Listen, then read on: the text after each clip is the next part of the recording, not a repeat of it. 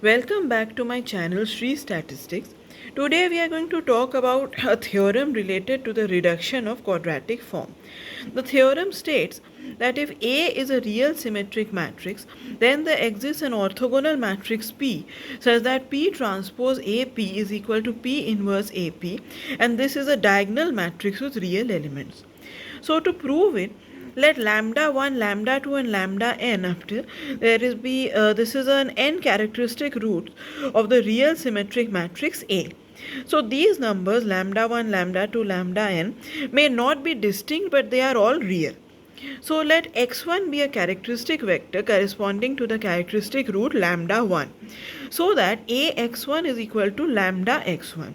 So since the matrix A is real and lambda 1 is real, then the column vector x1 is also real. Also, since any non-zero scalar multiple of a characteristic vector is a characteristic vector, so x1 can be assumed to be a normal vector. So let P1 be any orthogonal matrix having x1 as its first column.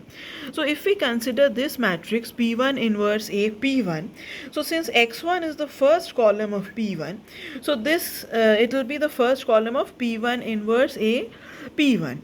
So this can be written as substituting x1 in the place of p1, and then substituting this ax can become lambda. So p1 inverse lambda 1 x1.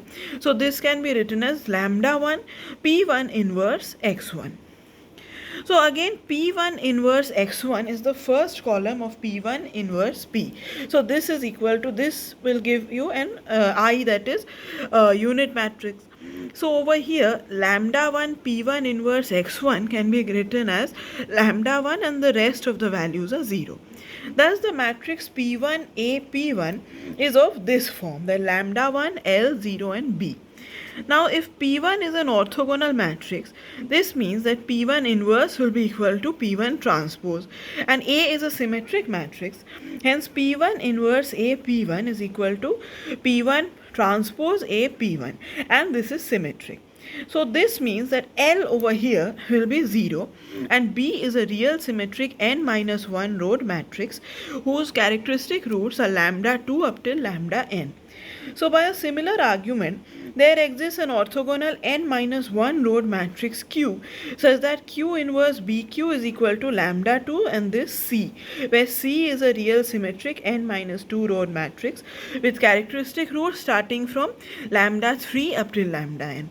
Now if we define an n-row matrix for P2, so this will be 1 0 0 and Q, so that P2 transpose is equal to 1 0 0 Q transpose, and again from the above logic, Q transpose can be replaced as Q inverse. So this will give us P2 inverse.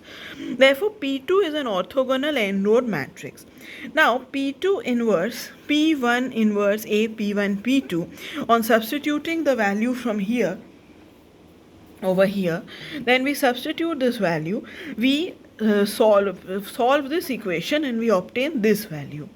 So this means that this you can see is a diagonal element, and this is C over here is a real symmetric n-2 row matrix.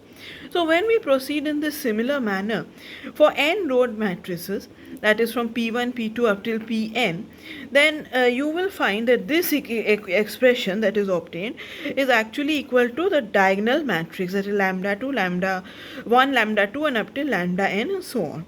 So on taking P is equal to P1, P2, Pn, P is an orthogonal matrix which is the product of orthogonal matrices, and hence this P1 P1 inverse AP is equal to diagonal of lambda 1, lambda 2, lambda n. Hence this proves the theorem. So that's all from me for today. Thank you for watching. If you like the video, please share and subscribe.